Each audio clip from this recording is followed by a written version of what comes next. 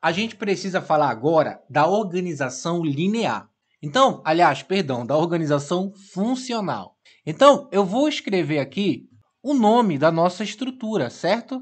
Estrutura funcional. Se você lembra quando a gente falou de estrutura linear, a gente tinha uma estrutura mais ou menos assim, né?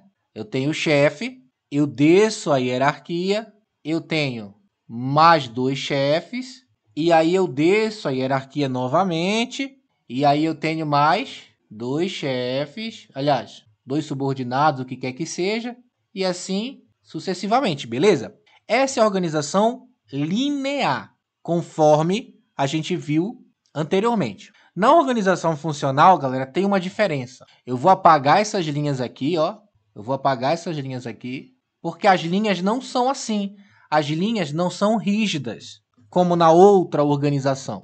Como se trata de organização funcional, as linhas a gente diz que são diretas. Esse chefe manda nesse, mas também pode mandar nesse, nesse e nesse. Esse chefe manda nesse, também pode mandar nesse, nesse e nesse.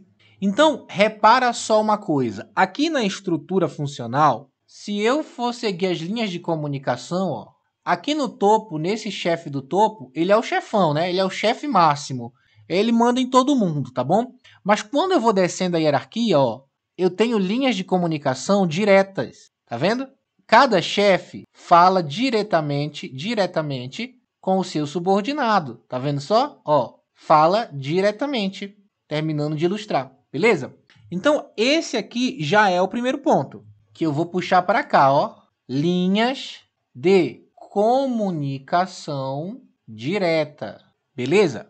Primeiro ponto para você entender de diferença já da organização linear. Outra coisa, na estrutura linear, como a gente viu, se isso aqui fosse uma estrutura linear, esse chefe manda nesse, esse manda nesse. Esse subordinado obedece esse obedece esse. Isso é a estrutura linear. Mas na estrutura funcional, perceba, não existe a unicidade de comando. Esse subordinado aqui, ele recebe ordens desse cara aqui, mas também pode receber ordens desse outro cara aqui. Você entende? A mesma coisa aqui, ó. Esse cara aqui, ele pode receber ordens desse, mas também pode receber ordens daquele. Então, a gente fala que a autoridade, ela é funcional. Também você pode dizer que é uma autoridade especializada, mas eu não vou colocar isso aqui não, porque quase não cai. No tipo de organização linear, é a autoridade única. Essa autoridade aqui, ela já é uma autoridade funcional. É uma autoridade dividida. Aí talvez você se pergunte, ué, por quê? Deixa eu te explicar por quê. Veja, na estrutura funcional, galera, imagina que aqui eu tenho o RH. E aqui eu tenho a área financeira. A área financeira. Veja, se esse subordinado aqui, ó, se ele precisa tratar de algo que é de gestão de pessoas, folha de pagamento, salário que atrasou, ele vai falar com o chefe lá do RH. Agora, aliás, para ficar mais claro, né, deixa eu trocar aqui o financeiro por TI, para não confundir. Então vamos lá. Se esse cara aqui não recebeu o pagamento, se esse cara aqui precisa de treinamento, se esse cara aqui precisa tratar qualquer coisa que tenha a ver com o departamento de RH, ele vai no RH. Agora, se ele precisa, por exemplo, se ele está com um problema no computador dele, ele não vai no RH, ele vai na TI. Por quê? Porque ele vai obedecer o chefe conforme a função desse chefe. Por isso, departamento de estrutura funcional. A gente também chama de departamentalização funcional isso aqui, mas isso é aula de departamentalização, ela é outro tipo de aula, tá bom? Então, cada funcionário vai se subordinar a vários chefes, dependendo da sua função. Outra coisa, como não é só um chefe que dá ordens, na linear, esse chefe aqui, ele daria ordem somente a esse aqui, e esse aqui obedeceria somente a ele. Mas na funcional não é assim. O que significa? Significa que o poder de decisão não está centralizado nesse cara ou nesse cara. O RH toma decisões sobre RH. O TI toma decisões sobre TI, o financeiro sobre o financeiro, o marketing sobre o marketing, e assim por diante.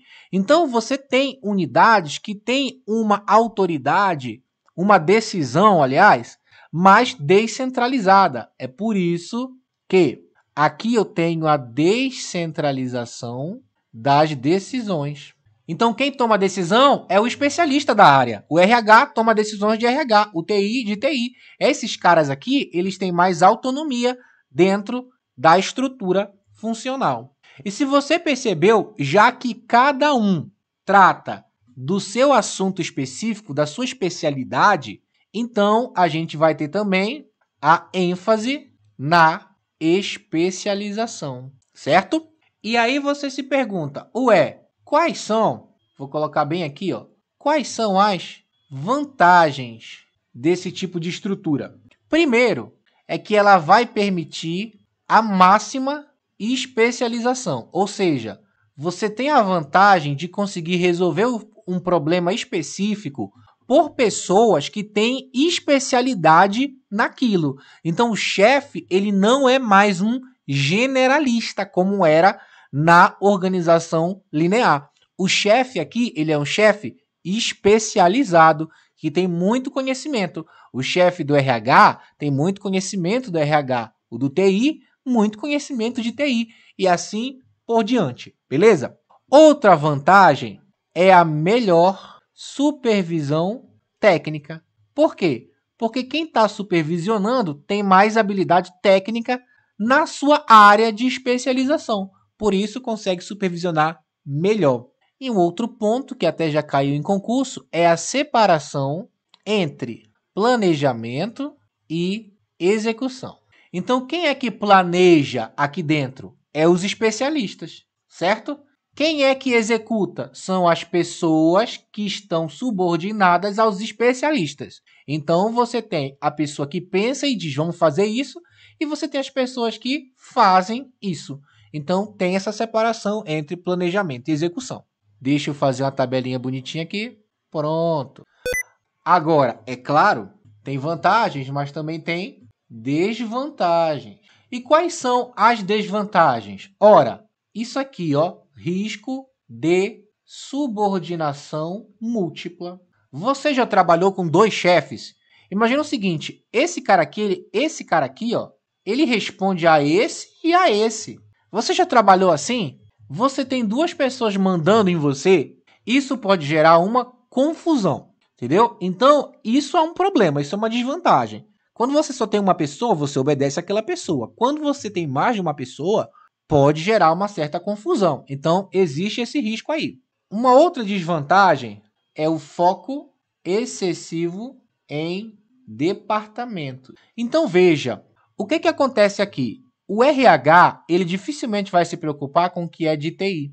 O TI dificilmente vai se preocupar com o que é de RH. Se eu tivesse mais um departamento aqui, um departamento de marketing, o departamento de marketing dificilmente ia se preocupar com o que acontece nos outros dois departamentos. Então, veja, é um pouco difícil você integrar os departamentos um com o outro, porque cada departamento fica focado em si mesmo, entende? Então, só olha para dentro de si mesmo, do próprio departamento. Esse foco em excesso no departamento pode impedir duas coisas. Pode impedir desses departamentos trabalharem em harmonia entre si, que é um problema, e também pode impedir desses departamentos não olharem a organização como um todo.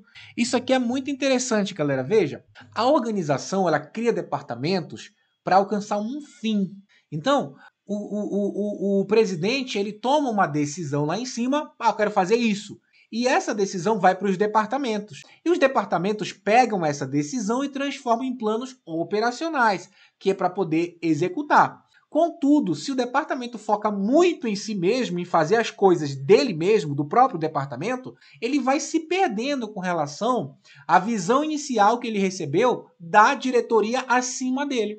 Então ele pode ficar focado demais em si mesmo e não ver a organização como um todo para alcançar os objetivos que é necessário. Então é preciso tomar cuidado, beleza? Tanto que aqui eu posso colocar, ó, dificuldade interdepartamental, que foi o que eu falei. Interdepartamental. Foi o que eu falei. Eles têm dificuldade de se integrar um ao outro, porque estão focados em si mesmos. E também, mais uma desvantagem, é a tendência à concorrência. Como assim?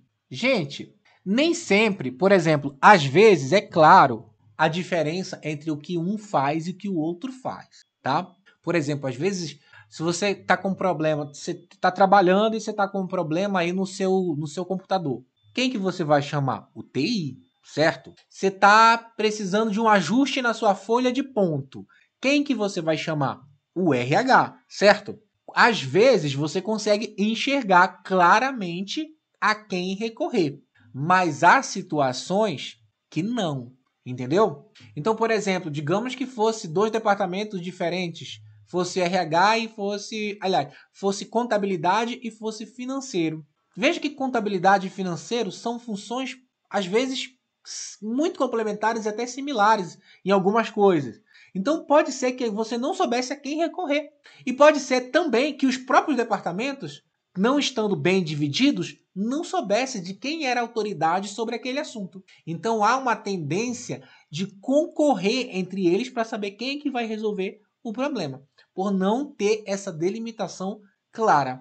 No caso de RH e TI, que foi o que eu coloquei aí, deixa eu pensar aqui. O que poderia gerar concorrência entre RH e TI? Talvez se tivesse algum software de departamento pessoal e uma pessoa precisasse resolver algum problema desse software e ele achasse que é do TI, mas o TI achasse que aquela função é do RH. Por quê? Ah, mas não é de software, não seria o TI. Nem sempre, gente, porque às vezes o TI, ele dá o software, por exemplo, o TI vai lá e dá o software para o RH. A RH, esse software aqui você vai usar para fazer A, B e C.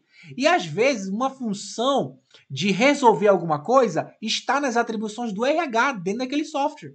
Tipo assim, vou emitir uma folha de pagamento. Quem emite folha de pagamento? É quem usa o software e não quem desenvolve o software. Então isso pode, entendeu? Ocasionar um certo problema, uma certa concorrência. É por isso que entra aí essa tendência à concorrência entre ambos. E aí deixa eu colocar aqui bem ajustadinho, bem bonitinho, as desvantagens. E você vê que aqui é muito fácil entender o exemplo, né? Eu coloquei aqui 2 departamentos. Imagina uma empresa com vários departamentos, cada um com uma função. Essa é a estrutura funcional. Tipo banco. Se você for num banco, você pode ter vários departamentos, como por exemplo, você pode ter o departamento de contabilidade, o departamento financeiro, o departamento de RH.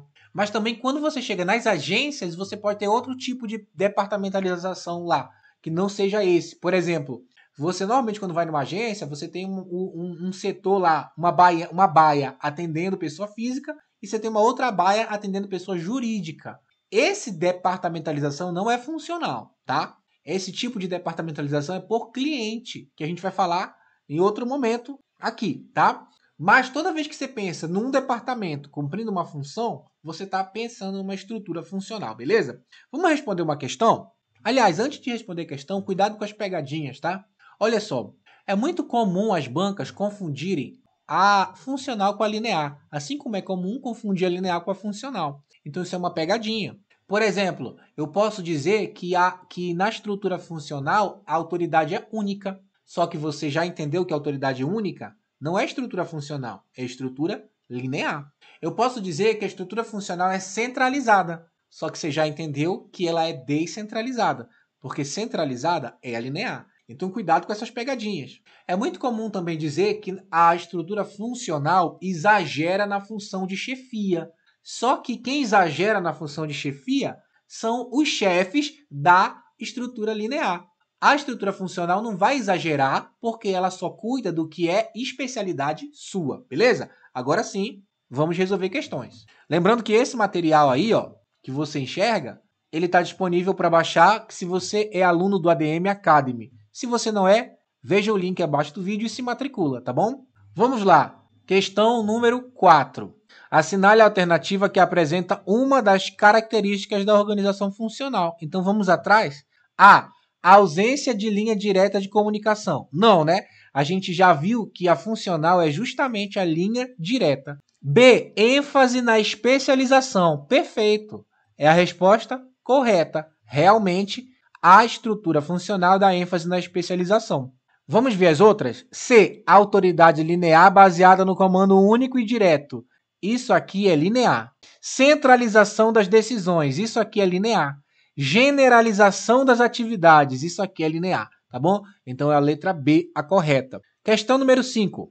A organização funcional permite que se faça a separação das funções de planejamento e controle das funções de execução, certo? Foi o que a gente falou agora há pouco. 6.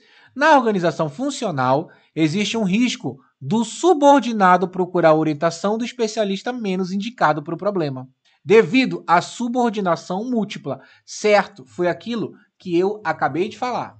Algumas vezes está claro quem o subordinado deve recorrer, mas há momentos em que pode não estar tão claro assim, em que as funções podem concorrer entre elas e ele pode acabar tendo uma confusão nessa subordinação, beleza? É isso aí, então vamos prosseguir.